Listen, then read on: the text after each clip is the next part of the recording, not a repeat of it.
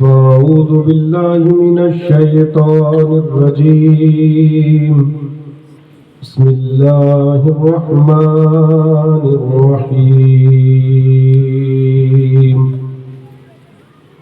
أولئك حزب الله ألا إن حزب الله هم المفلحون آمنت بالله صدق الله العظيم وصدق رسوله النبي الأمين الكريم ونحن على ما قال من الشاهدين والشاكرين والحمد لله رب العالمين كما قال الله تبارك وتعالى في عظمة شان حبيبه إن الله وملائكته يصلون على النبي يا أيها الذين آمنوا صلوا عليه وسلموا تسليما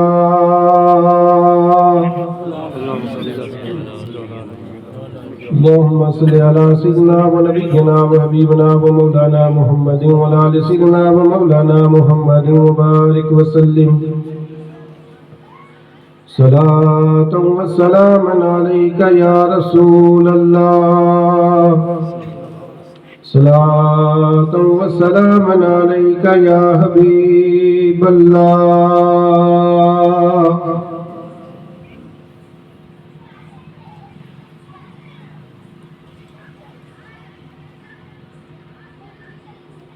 جو سرور کونین کے اثر میں رہا، جو نعت سرور کونین کے اثر میں رہا، خدا گواہ وہی رحمتوں کے گھر میں رہا،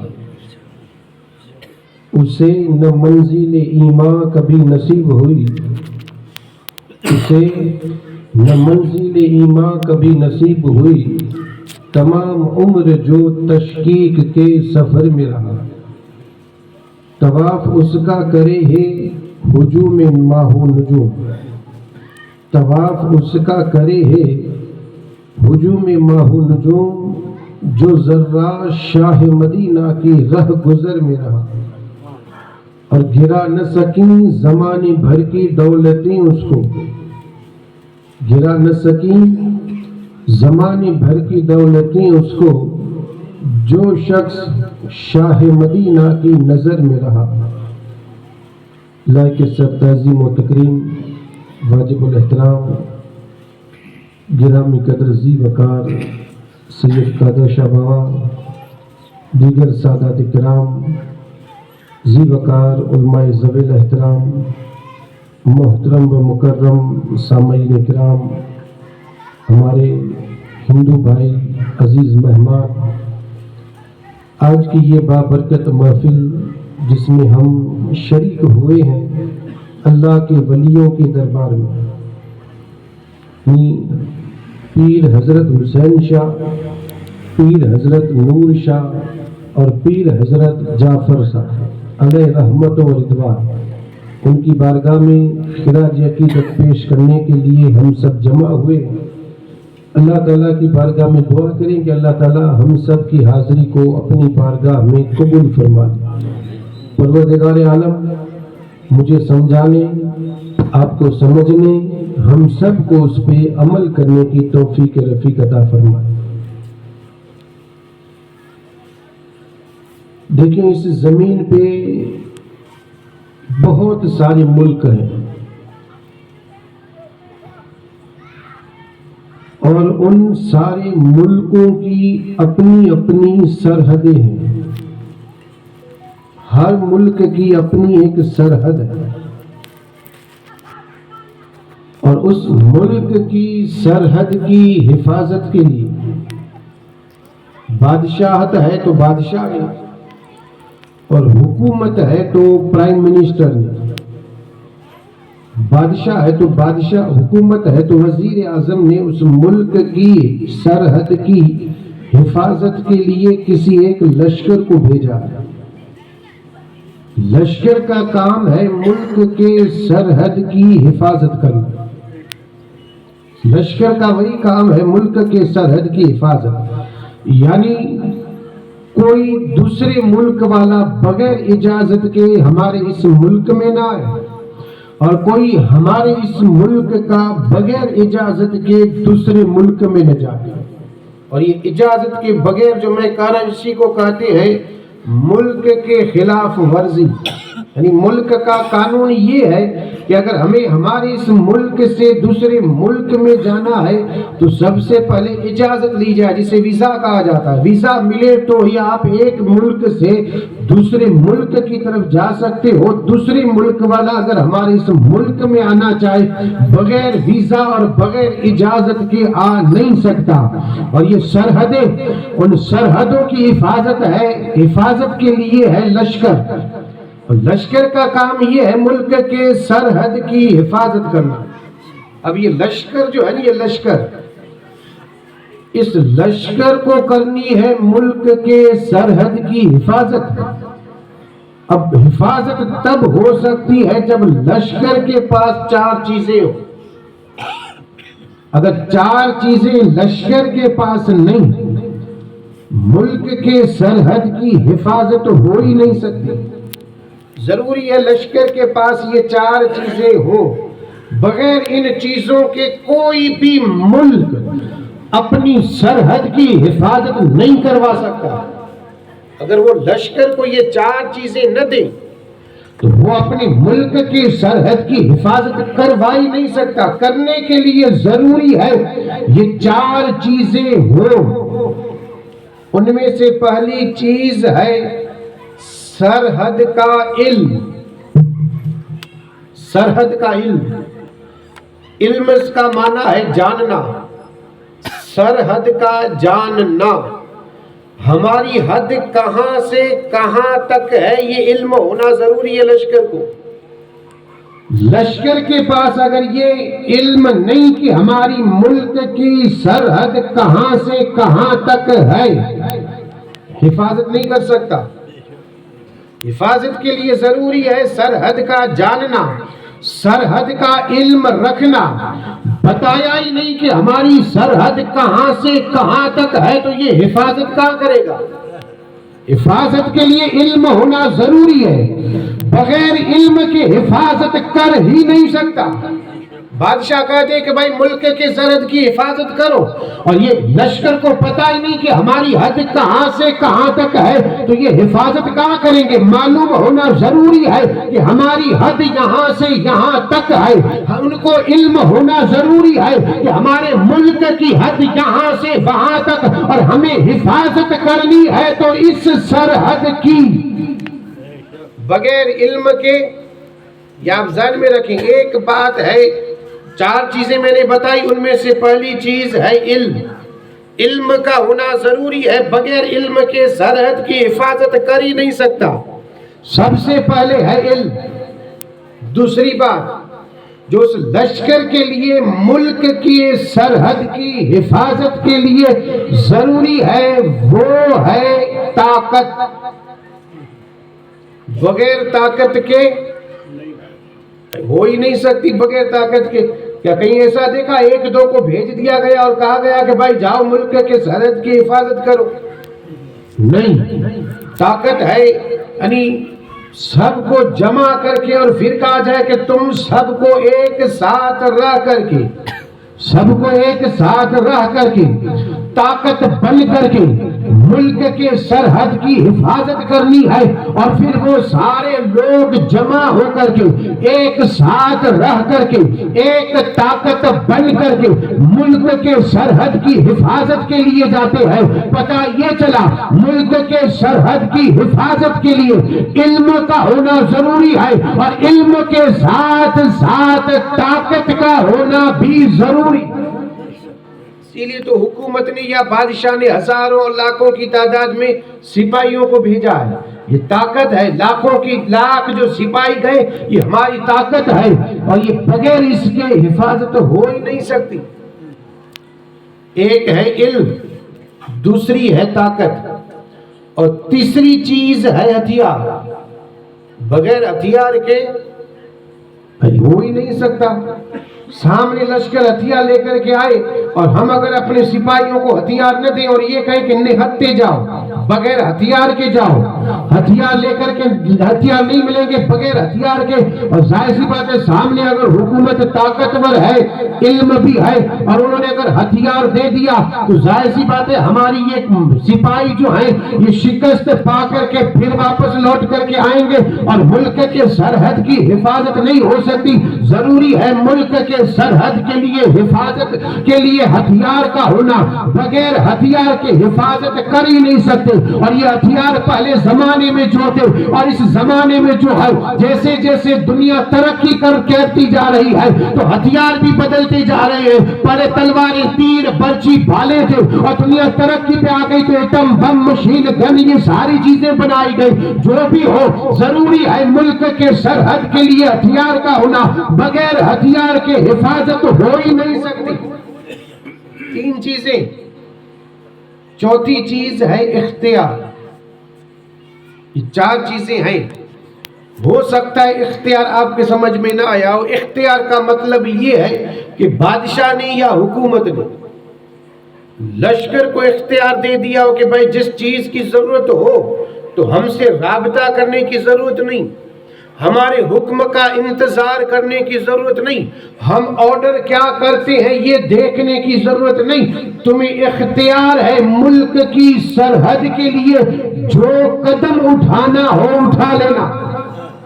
یہ اختیار دیا جاتا ہے، حکومت کی طرف سے ہو یا بادشاہ کی طرف سے ہو، لشکر کو یہ اختیار دیا جاتا ہے۔ اب تمہیں اختیار نہ دیا جائے تو ملک کے سرحد کی حفاظت ہو ہی نہیں سکتی۔ بھائی اگر بادشاہ یا حکومت یہ کہہ دے کہ بھائی تمہیں ہتھیار دیا جاتا ہے، طاقت دی جاتی ہے، تمہیں علم بھی دے دیا گیا، بتا دیا گیا ہماری حد یہاں سے یہاں تک، اب تم ہزاروں کی تعداد میں ہو جاؤ، ہتھیار لے کر کے جاؤ، لیکن اختیار نہیں ہے۔ اگر سامنے کوئی دشمن آ جائے تو ہم سے پہلے رابطہ کرنا، ہم کیا آرڈر دیتے ہیں یہ اس کے بعد عمل کرنا۔ اگر یہ کہا جائے تو ملک کے سرحد کی حفاظت ہو ہی نہیں سکتی۔ حفاظت کے لیے ضروری ہے لشکر کو اختیار دیا جائے، اختیار کہ جو چاہیں۔ بس ہمارا کام یہ ہے کہ ملک کی سرحد کی حفاظت ہو۔ علم، طاقت، ہتھیار، اور یہ میں نے سمجھانے کے لیے ایک مثال دی ہے، بلا تمثیل سمجھ لیا۔ میرے آقا تاجدار مدینہ امام الانبیاء احمد مجتبی محمد المصطفیٰ صلی اللہ تعالی علیہ وسلم نے اسلام کی بنیاد رکھی ہے۔ اسلام ایک ملک کی طرح ہے، یہ دین ایک دیش کی طرح ہے، ایک ملک کی طرح ہے۔ جیسے ملک کی سرحدیں ہیں ویسے دین کی بھی حدیں ہیں۔ پڑھیں قرآن، قرآن ہماری ہدایت کے لیے ہے، ہدی للناس، لوگوں کے لیے ہدایت ہے۔ رب سے پوچھے بتا اس میں ہے کیا، تو قرآن فرماتا ہے ہدی للناس، لوگوں کے لیے ہدایت، وہ لوگوں کے لیے۔ اور اتنا ہی نہیں، ہمارے لیے حدیں ہیں، حدیں قرآن نے حد بتائی۔ پڑھیں قرآن، تلک حدود اللہ، اللہ کی حدیں ہیں یہ، اللہ کی حدیں۔ اب اللہ کی حدیں قرآن پڑھیں گے تو پتہ چلے گا، بھائی قرآن پڑھیں گے نہیں تو پتہ کیسے چلے گا کہ زندگی کیسے بسر کریں۔ ضروری ہے، یہاں پڑھنے سے مراد یہ نہیں کہ ہم نے پڑھ لیا اور رکھ دیا، پڑھنے سے مراد یہ ہے کہ رب نے ہمیں کیا حکم دیا ہے یہ ہمیں سمجھنا چاہیے۔ سمجھ میں کس کو آتا ہے کوئی جو سمجھا سکے قرآن؟ ہے کوئی؟ وہ تو بتا دیں۔ صرف پڑھنا جانتے ہیں، سمجھنا کوئی نہیں جانتا۔ پہلے قرآن کو سمجھیں، سمجھ کر کے پڑھیں، پڑھ کر کے پھر زندگی بسر کریں، اور پھر دیکھ دنیا کے سامنے ایک مثال پیدا ہوگی۔ جیسے یہ اللہ کے ولی، انہوں نے صرف قرآن پڑھا نہیں تھا، پڑھ کر کے سمجھا تھا، اور پھر نبی کی سنت کو اپنے زندگی میں اتارا، تب آج دنیا اسے سلام کر رہی ہے۔ نعرہ تکبیر، نعرہ رسالت، یا رسول اللہ لیکن برا لگے تو معاف فرما دیں، حقیقت بیان کر رہا ہوں کہ قرآن ہماری ہدایت کے لیے تھا. زندگی ہم کیسے بسر کریں یہ قرآن سے پوچھ. ہر سوال کا جواب ملے گا، ہر سوال کا جواب. یہ الگ بات ہے کہ ہمارے پاس اتنا علم نہیں کہ ہر سوالوں کے جواب نکال کر کے دکھا دے، ورنہ ہمارے پاس یہ علم ہوتا کہ یہی قرآن ہے. صحابہ کرام کی زندگی پڑھ کر کے دیکھ، اونٹ باندھنے کی رسی بھی اگر گم ہو جاتی تو صحابہ قرآن پڑھ کے ڈھونڈ لیتے. کیا وجہ ہے کہ دل کو سکون نہیں ملتا؟ بھائی اتنا تو سوچیں کہ صحابہ کرام اونٹ باندھنے کی نکیل گم ہو جاتی تو قرآن پڑھ کے ڈھونڈ لیتے، اور آج ہماری اس دل کو سکون نہیں ملتا. وجہ یہی ہے، پڑھ قرآن. قرآن کہتا ہے اللہ کے ذکر میں سکون ہے. ذکر کون کر رہا ہے؟ ذکر بھی کریں، فکر بھی کریں. اور یہ فکر جو ہے، یہ فکر وہ سوچنے والی فکر نہیں. یہ فکر میں وہ کہہ رہا ہوں کہ اکیلے میں بیٹھے ہو تو ہماری زبان بند ہو، دل ذاکر ہو، دل ذکر کرتا رہے، اسی کا نام ہے فکر. تو پڑھے قرآن. قرآن میں رب نے فرمایا تلک حدود اللہ، اللہ کی حدیں. اب یہ حدیں ہیں کیا؟ کیا میرے آقا نے کھانے کی حد نہیں بتائی؟ کیا میرے آقا نے پینے کی حد نہیں بتائی؟ کیا میرے آقا نے پہننے کی حد نہیں بتائی؟ کیا میرے آقا نے سونے کی حد نہیں بتائی؟ اب ایک ایک کر کے گنواؤں تو پوری رات نکل جائے گی. میرے آقا تاجدار مدینہ نے مختصر سی زندگی میں قیامت تک آنے والے سارے انسانوں کے لیے رستے بتا دیے. اب ہمیں دعا یہ کرنی ہے کہ مولا ہمیں اس راہ پہ چلا جس راہ پہ تیرے نیک بندے چلے ہیں.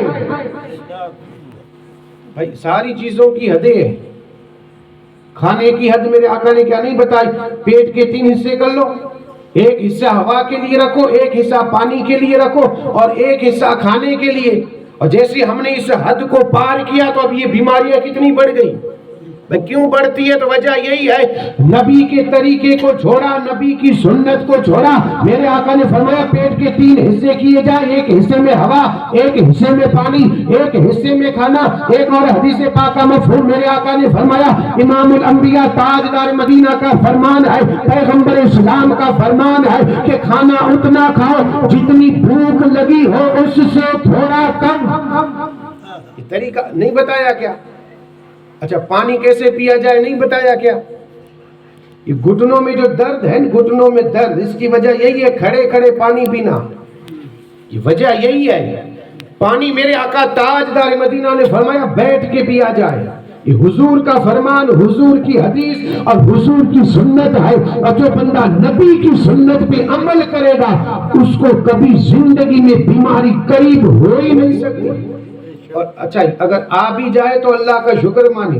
ہمارے دیکھیں میرے آقا تاجدار مدینہ نے جو ہمیں دین دیا اس میں امتحانات بہت ہے، امتحان بہت ہے. میرے آقا تاجدار مدینہ کا کلمہ پڑھا ہے تو امتحان بہت ہوں گے. تو چاہے بیماری کی شکل میں ہو، چاہے دولت کی شکل میں ہو، چاہے بے عزتی کی شکل میں ہو، یہ ساری ہمارے لیے امتحان ہے. اب ہمیں کرنا یہ ہے صبر. صبر کرتے رہیں اور زندگی بسر کرتے رہیں. خیر عرض یہ کر رہا تھا، اسلام دین ایک ملک کی طرح ہے. جیسے ملک کی حدیں ہیں ویسے ہمارے اس دین کی بھی حدیں ہیں. سونے کی حد یہ ہے، میرے آقا نے فرمایا عشاء پڑھ کر کے کام نہ ہو تو سو جا. یہ میرے آقا کا طریقہ ہے. نماز عشاء پڑھ لی، کوئی ضروری کام نہیں تو سو جا. اور پھر سونے کے یعنی حد کیا ہے؟ عشاء پڑھ کر کے سو جا. اب اٹھے کب؟ تو میرے آقا نے فرمایا فجر سے پہلے، یعنی تہجد کے وقت، فجر سے پہلے تہجد کے وقت. اور ہمارا حال یہ ہے کہ عشاء پڑھ کر کے سوتے نہیں، رات دیر تک جاگتے ہیں. فجر کا حال یہ ہے کہ فجر گئی سونے میں، ظہر کا حال یہ ہے ظہر گئی کھانے میں، عصر کا حال یہ ہے عصر گئی کام میں، مغرب کا حال یہ مغرب حساب میں، اور عشاء کا حال یہ ہے عشاء موبائل میں. یہ ہماری زندگی ہے. 5 نمازیں ہاتھ سے گئی. میرے آقا کا یہ طریقہ نہیں. دین جو ہمیں ملا ہے اس دین کی حدیں ہیں. سرحدیں ہیں. اب سوال یہ پیدا ہوتا ہے کہ جیسے ملک کی حدیں ہیں، دنیا میں ملک ہے، ملک کی حد ہے، اور ملک کی حد کے لیے بادشاہ نے لشکر کو بھیجا ہے. یہ دین اسلام ہے، اس کی بھی حدیں ہیں. تو اللہ نے اس کی حفاظت کے لیے کس کو بھیجا ہے؟ تو جھوم کر کے کہتے کہ اس دین کی حفاظت اللہ نے اپنے ولیوں کو سپرد فرمایا. حسین شاہ جیسے ولی جو ہوں ان کے ہاتھ میں اللہ نے کہا یہ تمہارے لیے اختیار میں ہے، تمہارے ہاتھ میں دین کی، ملک کی، دین کی سرحد کی حفاظت کرنا. جیسے ملک کے سرحد کی حفاظت کے لیے لشکر، ویسے دین کی حفاظت کے لیے یہ لشکر ہے. یہ لشکر اللہ نے انہیں بھیجا ہے. اور اللہ نے کہا جاؤ دنیا میں بھیج اس لیے رہا ہوں کہ اگر کوئی میرا بندہ دین کے خلاف عمل کرے، دین کے خلاف ورزی کرے، دین کی حد کو پامال کرے، دین کی حد کو اگر پار کرے تو تمہیں اختیار ہے کہ تم اسے واپس لے کر کے آؤ. یہ کام ہے ان اللہ کے ولیوں کا. اب حفاظت کے لیے 4 چیزوں کا ہونا ضروری تھا. یہی 4 چیزیں ان کے لیے بھی ہے. فرق اتنا ہے کہ وہ دنیا کی ہے، یہ روحانیت والے ہیں. وہ مادی طاقتیں ہیں، یہ روحانی طاقت ہے. جیسے وہاں ملک کے سرحد کی حفاظت کے لیے علم ہونا ضروری، ویسے ہی اللہ کے ولی کو دین کی، دین کے سرحد کی حفاظت کے لیے بھی علم ہونا ضروری. بغیر علم کے یہ بھی حفاظت نہیں کر سکتے. یہ میں اس لیے بتاتا ہوں، پتہ یہ چلا ولی وہی ہوگا جو دین کا عالم ہوگا. ولی وہی ہوگا جو عالم دین ہوگا. ولی کے لیے ضروری ہے ملک کی حدوں کو جاننا، دین کی حدوں کو جاننا، دین کی حدوں کا علم رکھنا، قرآن کو سمجھنا، قرآن کو جاننا، حدیث پاک کو جاننا. میرے آقا نے جو دین دیا اس دین کا علم رکھنا ضروری ہے ولی کو. بغیر علم کے ولی بن ہی نہیں سکتا. یہ الگ بات ہے کہ اللہ اگر چاہے تو اس کے سینے میں علم ڈال دے، لیکن ضروری ہے کہ ولی ہوگا وہ عالم ہوگا. ہر ولی عالم ہوگا. بغیر علم کے ولایت مل ہی نہیں سکتی. ولایت کے لیے پہلی چیز ضروری ہے شریعت. اور شریعت کہتی ہے اس کو دین کے قانون کو، دین کے حدوں کو جاننا، دین کے حدوں کو پہچاننا، دین کی حد کی خبر رکھنا. ہمارا دین ہمیں کیا فرما رہا ہے ان ساری چیزوں کا علم ہونا. سونے کی حد کہاں سے کہاں تک ہے، کھانے کی حد، پینے کی حد، لوگوں سے ملنے کی حد، بات کرنے کی حد، بات سننے کی حد، دنیا میں زندگی بسر کرنے کی حد، رب کو راضی کیسے کیا جائے، رسول کو راضی کیسے کیا جائے، ان ساری چیزوں کو جاننا ضروری ہے. پتہ یہ چلا جتنے بھی لوگ عالم ہیں ان سارے عالموں میں اگر سب سے بڑا کوئی عالم ہے تو رب کا ولی. سب سے بڑے عالم ہے اللہ کے ولی، سب سے بڑے عالم. سب سے پہلی چیز علم. ان کے پاس علم ہے. علم نہ ہو تو دین کے حد کی حفاظت نہیں کر سکتے. بھائی پتہ ہی نہیں داڑھی رکھنے کی حد کہاں سے کہاں تک ہے تو کیا حفاظت کریں گے. پتہ ہی نہیں کپڑے پہننے کی حد کہاں سے کہاں تک ہے تو کیا حفاظت کریں گے. پتہ ہی نہیں بولنے کی حد کیا ہے، میرے آقا کا طریقہ کیا، میرے آقا کے بولنے کا انداز کیا تھا. ہے کوئی جو بتا سکے میرے آقا کے بولنے کا انداز؟ پتہ ہی نہیں. خود گالیاں دے رہا ہے اور اپنے آپ کو ولی کہتا ہے کہ میں اللہ کا ولی ہوں. ولی کبھی کسی کو برے الفاظ نہیں کہے گا، ولی کبھی کسی کو گالی نہیں دے گا، بلکہ ولی کا حال یہ ہوگا کہ جو اسے گالی دے وہ اسے معاف کر دے. ولی کا طریقہ تاریخ پڑھ کر کے دیکھیں. محبوب الہی کی نظام الدین اولیاء کی تاریخ پڑھ کر کے دیکھیں. ایک گالیاں دے رہا تھا. آپ کو جب اس بات کا علم ہوا، دلی کے بادشاہ تھے نظام الدین اولیاء محبوب الہی، دہلی میں بادشاہ، اور جب پتا چلا کہ ایک ہے جو مجھے گالیاں دے رہا ہے، آپ نے کہا کوئی فکر کرنے کی ضرورت نہیں، جس بندے نے کہا تھا کہ وہ آپ کو گالی دے رہا ہے، آپ نے اسی کو بلا کر کے کہا یہ لے پیسے لے کر کے جا، اور ہر مہینے اس کو پیسے دے کر کے آنا۔ کہا حضرت وہ تو آپ کو گالیاں دے رہا ہے، کہا وہ کام اس کا ہے، اور میں جو کر رہا ہوں یہ کام محمد رسول اللہ کا ہے، یہ کام میں پیغمبر اسلام کا ہے، لوگوں کو معاف کر دینا۔ اور پھر یہ چند سالوں تک رہا، پھر اسے شرمندہ ہونا پڑا، اس نے کہا میں تو گالی دے رہا ہوں اور یہ مجھے تحفہ دے رہا ہے، اور پھر وہ آیا محبوب الہی کے قدموں میں اور کہنے لگا حضرت معاف کر دے، میں گالیاں دے رہا تھا، تم مجھے وظیفے پہ وظیفے دے رہے تھے۔ ولیوں کا تو یہ کام ہے معاف کر دینا۔ یہ جو ہم سنتوں کو چھوڑ کر کے، نمازیں چھوڑ کر کے، اللہ کی نافرمانی کر کے، اور پھر یہ جو عذاب آتی ہے تو ہم دوڑتے کہاں ہیں؟ آتے ان ولیوں کے دربار میں اور دعا مانگتے ہیں کہ یہ کام ہو جائے۔ یعنی وبا پھیلی ہوئی ہے، آپ کچھ کریں، گھر میں مصیبت آئی ہے، آپ کچھ کریں، مانگنے کے لیے یہاں آتے ہیں، حالانکہ انہیں پتا ہے کہ یہ سنت کو چھوڑ رہا ہے، یہ نبی کے طریقے کو چھوڑ رہا ہے، پھر بھی یہ معاف کر رہے ہیں، اور اللہ کے دربار میں کہتے ہیں مولا انہیں مت دیکھ، تیرے حبیب کو دیکھ، اور ہم دعا کرتے ہیں ہماری دعا قبول کر لے۔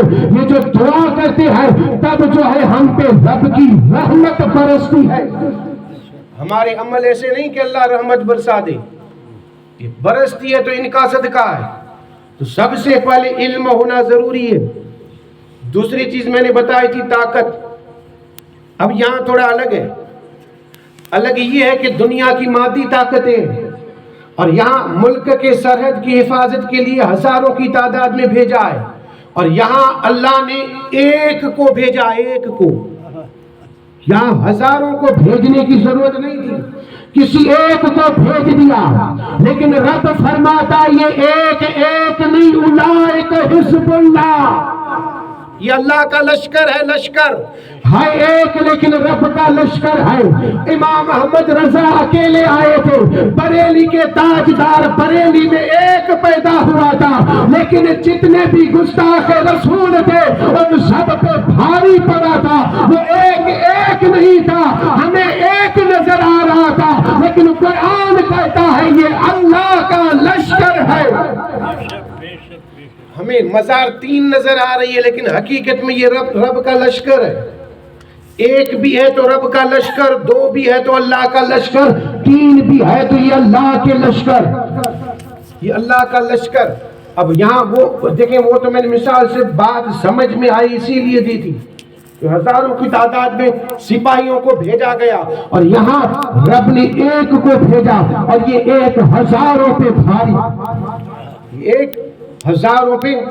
تیسری چیز تھی ہتھیار، ہتھیار جو تھے نا، ہتھیار یہاں بھی ان کے پاس بھی ہتھیار ہے، لیکن فرق ہے، دنیا کے ہتھیار الگ الگ ہیں، ان کے ہتھیار، دنیا والوں کے ہتھیار یہ ایٹم بم، مشین گن، توپ، یہ جتنے بھی یعنی مادی طاقتیں ہیں، یہ ساری طاقتیں جو آج ان کے پاس ہیں یہ دنیا والوں کے ہتھیار ہیں۔ اللہ والوں کے ہتھیار ہے تو کیا ہے؟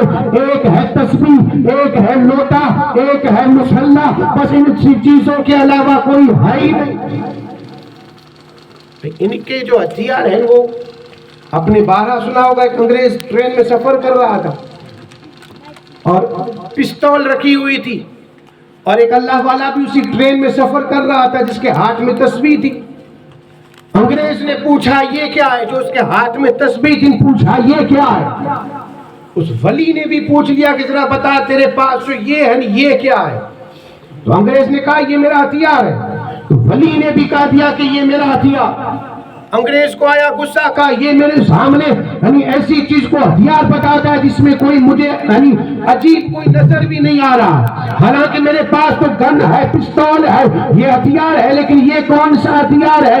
پھر ٹرین کو روکا گیا، روک کر کے اس انگریز نے ولی کو اتار کر کے کہا دیکھ میرا ہتھیار۔ اب اس نے ایک پرندے کو گولی ماری، پرندہ نیچے گرا مر گیا، کہا دیکھ یہ میرا ہتھیار ہے اور یہ یہی کام کرتا ہے۔ اس ولی نے کہا رک میں بھی بتاتا ہوں کہ میرا ہتھیار کیا کام کرتا ہے۔ اب یہ تسبیح لے کر کے پرندے کو رکھا، تسبیح رکھنا تھا، پرندہ زندہ ہو کر کے اڑ گیا۔ کہا یہ میرا ہتھیار ہے. یعنی دیکھیں بندوق توپ رکھنے کی ضرورت نہیں ہے انہیں, تلوار تیر برچھے رکھنے کی ضرورت نہیں ہے انہیں, بس ان کے ہتھیار جو ہے یہی ہے. ایک ہے مصلی جس پہ کھڑے ہو کر کے وہ نماز پڑھتے ہیں, ایک ہے پانی کا لوٹا جس میں پانی بھر کر کے وضو فرماتے ہیں, اور ایک ہے تسبیح جو ہاتھ میں رکھ کر کے اللہ کا ذکر اور اللہ کی فکر میں رہتے ہیں. یہ اللہ والے ہیں, ان کے ہتھیار یہ ہیں, وہ ہتھیار الگ ہیں, ان کے ہتھیار یہ. چوتھی چیز ہے اختیار. اور جیسے بادشاہ نے لشکر کو اختیار دیا کہ بھائی دیکھو یہ ملک کے سرحد کی حفاظت تمہیں جو چاہے کرو, اللہ نے انہیں اختیار دے دیا. رب نے کہا تمہیں اختیار ہے, شریعت کے دائرے میں رہ کر کے جو قدم اٹھانا ہو اٹھا لو, اختیار ہے. بس ملک جیسے ملک کے سرحد کی حفاظت ہونی ہے ویسے دین کی حفاظت کے لیے رب نے انہیں بھیجا ہے اور کہا بس دین کی سرحد کی حفاظت ہو. اگر کوئی بندہ دین کی سرحد کی حفاظت, دین کے خلاف ورزی کرے, دین کے خلاف قدم اٹھائے, دین کے خلاف عمل کرے تو تمہیں روکنا بھی ہے, تمہیں دین بچانا بھی ہے, اور میرے بندے کو حق دکھانا بھی ہے. اور انہوں نے بتایا بھی ہے, دکھایا بھی ہے. تاریخ پڑھ کر کے دیکھ لیں آپ, مولانا روم کا زمانہ, مولانا روم کا دور ہے, تاتاریوں کا ظالم لشکر. تاتاری جو ہے یہ چنگیز خان کے لشکر میں سے ایک لشکر ہے. تاتاریوں کا لشکر اتنا ظالم تھا کہ جس نے بغداد کی اینٹ سے اینٹ بجا دی تھی.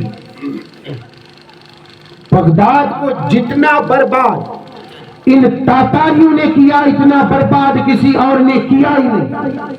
تاریخ پڑھ کر کے دیکھیں, ہسٹری پڑھ کر کے دیکھیں آپ. تاتاریوں کا لشکر بغداد کی اینٹ سے اینٹ, اتنا ہی نہیں, بغداد میں رہنے والے لوگوں کو قتل کیا. قتل پہ بس نہیں ہوئی, قتل کرنے کے بعد ان کے سروں کو دھر سے الگ کیا, الگ کر کے اس کا بڑا گھیٹ بنایا. گھیٹ بنا کر کے سپہ سالار نے اپنی سواری گزاری. اتنا بڑا ظالم, یعنی ایک تو قتل کیا, قتل کے بعد سر دھر سے الگ, سروں کو جمع کر کے گھیٹ بنانا اور فخر کے ساتھ اسی گھیٹ میں سے نکلنا. آپ اندازہ کر لیں کتنا ظالم لشکر, یعنی کتنا ظلم کرنے والا. ایک تو خون بہایا, خون بہانے کے بعد سروں کو دھر سے الگ اور پھر اس کو جمع کر کے اسی کا گھیٹ بنا کر کے. آپ اندازہ کر لیں یہ لشکر کتنا ظالم ہوگا, یہ لشکر کتنا ظلم کرنے والا ہوگا. یہ لشکر جب مولانا روم کی بستی کونیا کی طرف بڑھا, کونیا ایک بستی کا نام تھا, چھوٹا سا گاؤں, وہاں مولانا روم اور بستی میں چند لوگ رہنے والے. جب بستی والوں کو اس بات کی خبر ہوئی کہ تاتاریوں کا لشکر آ رہا ہے اور یہ اتنا ظالم لشکر ہے کہ بغداد کی اینٹ سے اینٹ بجا دی تھی, اب یہ ہماری بستی کی طرف آ رہے ہیں, اگر ہماری بستی پر حملہ کر دیا تو ہم ختم. اب کیا کریں؟ سارے لوگ جمع ہوئے.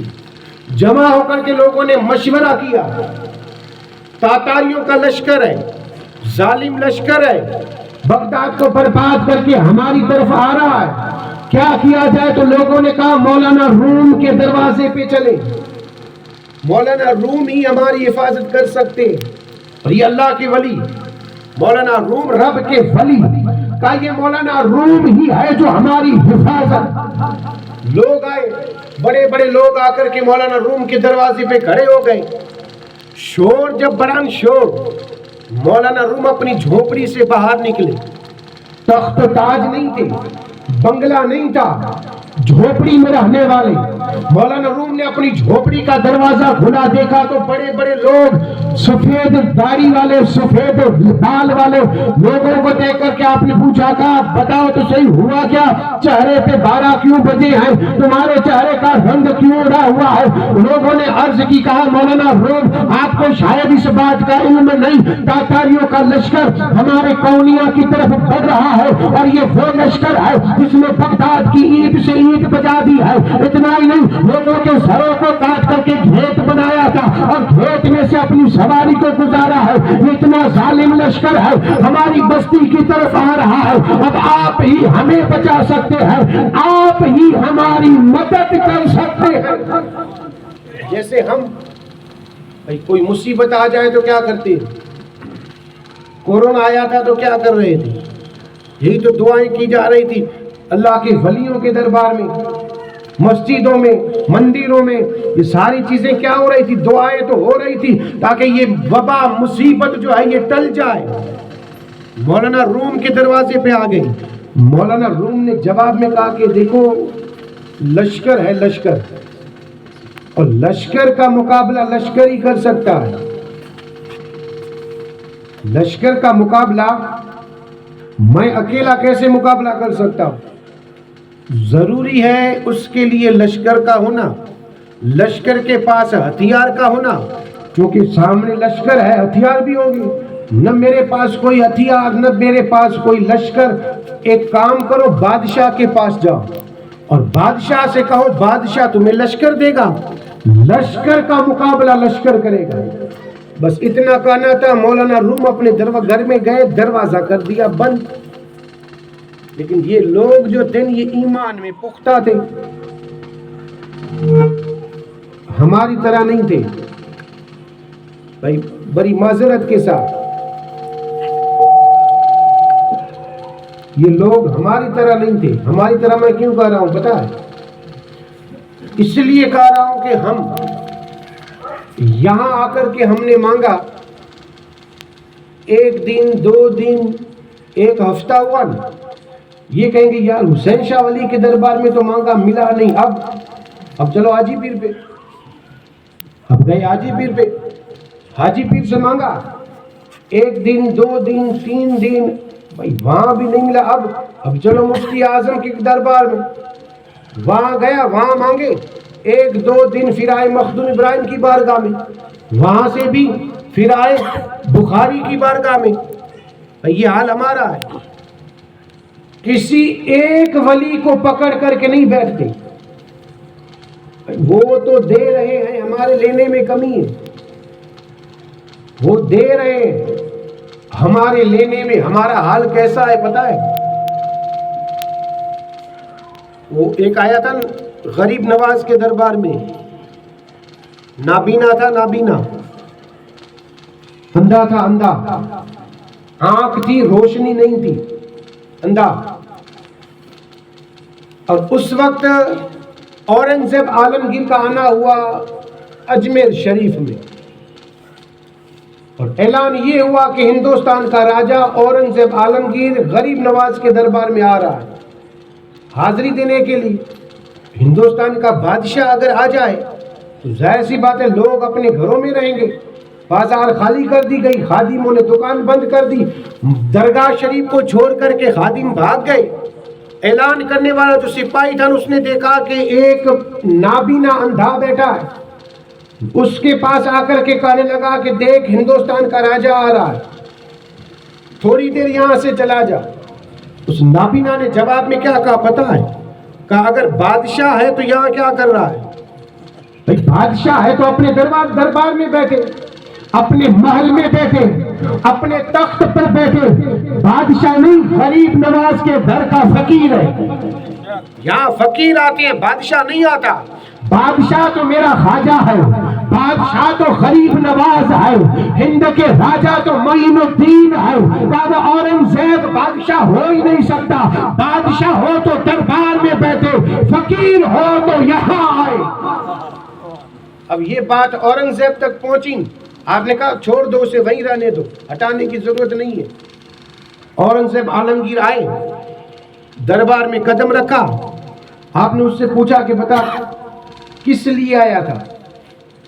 उसने कहा कि آپ جس مراد کے لیے آئے ہو میں بھی مراد کے لیے آیا تھا، آپ جو تمنا لے کر کے خواہش لے کر کے آئے ہیں میں بھی آیا تھا۔ آپ نے پوچھا بتا خواہش اور تمنا مراد ہے کیا؟ تو کہا نابینا ہوں، روشنی نہیں، روشنی کے لیے آیا ہوں۔ آپ نے کہا بتا کتنا وقت ہوا؟ کہا 4-5 مہینے۔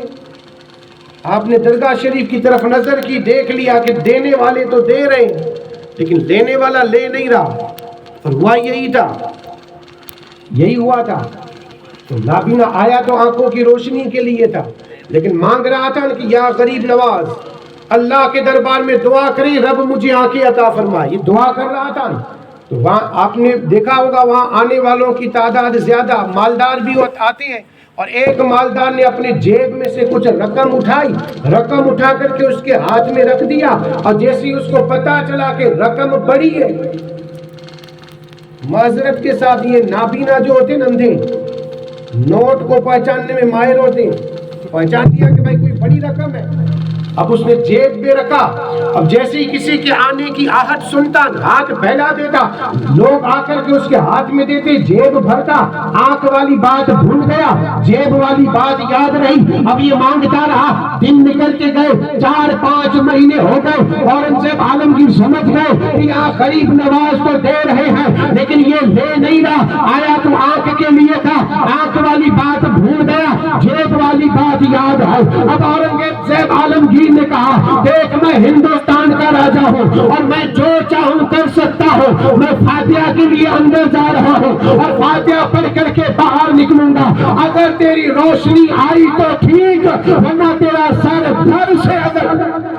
بادشاہ تھا جو چاہے کر سکتا تھا، گیا اندر۔ اب میں آپ سے پوچھنا یہ چاہتا ہوں کتنا وقت لگا ہوگا؟ ابھی تھوڑی دیر پہلے ہم بھی اندر گئے تھے، حاضری دینے کے لیے کتنا وقت لگا؟ بھائی ہم دنیا کی چاہت والے ہیں تو 15-20 منٹ، اور وہ رب کے ولی تھے تو 2 گھنٹے 3 گھنٹے، اس سے زیادہ جتنا بھی وقت لگا ہو 2 4 5 آدھا دن، اس سے زیادہ نہیں۔ گئے حاضری دینے کے لیے، حاضری دے کر کے واپس لوٹے، یہاں یہ تو ہاتھ پھیلائے ہوئے آنکھیں بند کر کے کہا یا معین الدین اب تو جان کے لالے پڑ گئے، آنکھ پر میں روشنی پہلے نہیں تھی، اب اگر روشنی عطا نہیں کی گئی تو یہ بادشاہ ہے جان لے لے گا، سر دھر سے الگ کر دے گا۔ اے معین الدین اب آپ رب کے دربار میں عریضہ رکھے اور میری دعا قبول کروا لے کہ اللہ میری دعا قبول کر لے۔ بادشاہ فاتحہ پڑھ کر کے باہر نکلا اور کہا آنکھ کھول، روشنی آئی تو ٹھیک ورنہ سر اڑا دوں گا۔ جیسے اس نے آنکھ کھولی، معین الدین کے صدقے میں رب نے روشنی دے دی۔ مل تو رہا ہے لیکن ہمیں بھائی اتنا ہمارے پاس وقت کہاں کے لینے کے لیے آئے، اسی لیے تو در بدر بھٹک رہے ہیں، کبھی یہاں تو کبھی وہاں، کبھی وہاں تو کبھی وہاں۔ دیکھیں مانے سب کو، میں منع نہیں کر رہا ہوں، سب کو مانے لیکن مضبوط کسی ایک در کو پکڑو۔ سب سے بڑا مضبوط در ہے مرشد کا۔ مرشد اگر شریعت کے خلاف عمل نہ کرتا ہو تو سب سے بڑا مضبوط در ہے ہمارے پیر اور مرشد کا، اسی کا در پکڑ کر کے رب ضرور عطا کرے گا۔ وہ لوگ ہماری طرح نہیں تھے، کون؟ جو مولانا روم کے پاس آئے تھے۔ ہم ہوتے تو کیا کرتے؟ یہ کہتے ہیں جانے دو یار، چلو بادشاہ کے پاس لشکر مانگ لیں گے، بادشاہ لشکر دے گا، بادشاہ ہماری حفاظت کر دے گا، لیکن قربان جاؤں انہوں نے ایسا نہیں کہا۔ مولانا روم نے جب کہا کہ لشکر منگواؤ، بادشاہ کے پاس جاؤ، لوگ وہیں کھڑے رہے، اور ظاہر سی بات ہے لوگ جب بستی میں واپس نہیں پہنچے، عورتوں کو پتا چلا، بچوں کو پتا چلا، جوانوں کو پتا چلا کہ ہمارے بڑے بڑے لوگ نہیں آئے، ایک ایک کر کے سارے لوگ آ گئے، سارے بستی والے آ گئے، شور زیادہ ہوا۔ مولانا روم پھر باہر نکلے اور باہر نکل کے کہا لوگوں اب تک تم یہاں کھڑے ہو، بتاؤ معاملہ کیا ہے؟ اب ہر ایک کے آنکھ میں آنسو ہے اور رو کر کے کہہ رہا ہے مولانا روم اگر اس لشکر سے کوئی بچا سکتا ہے تو وہ بادشاہ نہیں آپ ہے۔ یہ ہے پختہ ایمان، یہ ہے پکا ایمان۔ منع کر دے پھر بھی کہے کہ نہیں آپ ہی ہیں جو ہمیں بچا سکتے ہیں، آپ ہی ہیں جو رب سے دلوا سکتے ہیں۔ آپ نے کہا میں نے بادشاہ کی طرف بھیجا ہے اور تم یہاں، کہا یہ بادشاہ کا کام نہیں، بادشاہ تو بغداد میں بھی تھا، لشکر تو بغداد میں بھی تھا، ہتھیار تو وہاں بھی تھے، لیکن انہوں نے اینٹ سے اینٹ بچا دی ہے۔ اب اگر ہمیں کوئی بچا سکتا ہے تو وہ آپ۔ مولانا روم نے کہا کوئی بات نہیں، اب اگر اتنا ہی ایمان اور اتنا ہی پختہ ارادہ کر کے رکھا ہے کہ اگر بچاؤں گا تو میں، تو جاؤ تم اللہ کا نام لے کر کے اپنے گھروں میں رہو، تمہاری حفاظت کرنا میرا کام۔ یہ ولی کی ایک نشانی ہے، لوگ آئیں گے روتے ہوئے، جائیں گے ہنستے ہوئے، یہ ولی کی ایک نشانی ہے، یعنی آئیں گے تب روتے ہوئے اور جائیں گے تب ہنستے ہوئے۔ تاریخ اور ہسٹری پڑھ کر کے دیکھیں، اور ہم نے اپنی نظروں سے دیکھا ہے، مفتی اعظم کچھ کے پاس لوگ آتے تھے تو آنکھ میں آنسو لے کر کے، اور جاتے ہیں تو ہم نے اس کو مسکراتے ہوئے، ہنستے ہوئے جاتے ہوئے دیکھا۔ پتہ یہ چلا ولی کی نشانی یہ ہے کہ روتے ہوئے آئے تو اسے ہنستے ہوئے بھیجے۔ روتے ہوئے تو آؤ، آنکھ میں آنسو لے کر کے آؤ، پھر دیکھ ہنستے ہوئے تجھے بھیجیں گے۔ شرط ایک ہے، ایمان مضبوط ہونا چاہیے۔ مولانا روم نے ان کو گھر بھیج دیا، آپ آئے حجرے میں، جھوپڑی میں، آپ نے اٹھایا کیا؟ تلوار، بندوق، مسلح، تسبیح اور لوٹا، یہ تین چیزیں اٹھائی۔ مسلح کیوں اٹھایا؟ نماز پڑھنے کے لیے۔ تسبیح کیوں اٹھائی؟ اللہ کا ذکر کرنے کے لیے۔ اور لوٹا کیوں اٹھایا؟ تو پانی بھر کر کے رکھنا ہے وضو کے لیے۔ بس یہ تین چیزیں اٹھائی، دروازہ بند کیا، آ گئے میدان میں جہاں وہ لشکر بیٹھا ہوا تھا، تھوڑی دور جا کر کے آپ نے نماز پڑھنی شروع کر دی۔ تاتاریوں کے لشکر میں سے کسی کی نظر پڑی تو سپہ سالار سے کہنے لگا کہ دیکھ ذرا کوئی بستی میں سے نکلا ہے، بستی میں سے کوئی آیا ہے، چل اسے ہی اگر اجازت دے تو اسی جا کر کے کہیں کہ بستی والوں کو یا تو بس ہمارے اپنے آپ کو ہمارے قبضے میں کر لیں، ہمارے حوالے کر دیں، یا پھر ہم سے مقابلہ کریں۔ سپہ سالار نے کہا جا کر کے اسے پوچھ بستی والے کہاں ہے۔ آیا ایک، آ کر کے کہنے لگا تو مولانا روم نے کہا کہ بستی والوں کی طرف سے میں اکیلا آیا ہوں، میں اکیلا آیا، باقی کوئی نہیں، جو کچھ کرنا ہے مجھ سے، بات بھی کرنی ہو تو مجھ سے، جھگڑا بھی کرنا ہو تو مجھ سے، لڑائی بھی کرنی ہو تو مجھ سے، جنگ بھی کرنی ہو تو مجھ سے۔ بستی والوں میں سے، اب یہ تو مذاق سمجھ کر کے گیا، سوچا بھائی سنگل باڈی جسے کہا جائے، ہوا کا جھونکا لگے اور انسان اڑ جائے ایسا بدن والا، اور یہ کہے کہ میں لڑنے کے لیے آیا ہوں، جو کرنا ہے مجھ سے، تو مذاق تو اڑائیں گے۔ مذاق اڑاتا ہوا گیا سپہ سالار کے پاس اور کہنے لگا وہ تو یہ کہہ رہا ہے کہ بستی والوں کی طرف سے میں آیا ہوں، جنگ بھی کرنی ہے تو مجھ سے کرو۔ سپہ سالار نے کہا کوئی بات نہیں، ابھی ایک نشان باز کو بلاتا ہوں۔ نشان باز کو بلایا، تیر کا نشان لگوایا اور کہا کہ دیکھ تیر جو ہے سینے میں لگنا چاہیے، سینے میں، تاکہ میں بھی لوگوں کو بتاؤں کہ وہ جو اپنے آپ کو لشکر سمجھ رہا تھا، میں نے اس کے سینے میں تیر ڈلوا دیا ہے۔ نشان باز کو بلا کر کے تیر کا نشان مولانا روم کے سینے کا لگوایا۔ اب یہ تیر کمان سے نکلا، ہوا فضا کو چیرتا ہوا مولانا روم کے سینے کے قریب پہنچا ہے۔ تیر سینے میں نہیں زمین میں پیوست ہوا، زمین میں گیا، زمین میں۔ سپہ سالار نے دیکھا، سوچا ہو سکتا ہے کہ بڑا انسان ہے، ضعیف بڑھا انسان ہے، ہو سکتا ہے تیر مارنے والے کے ہاتھ تھوڑے کانپ گئے ہوں۔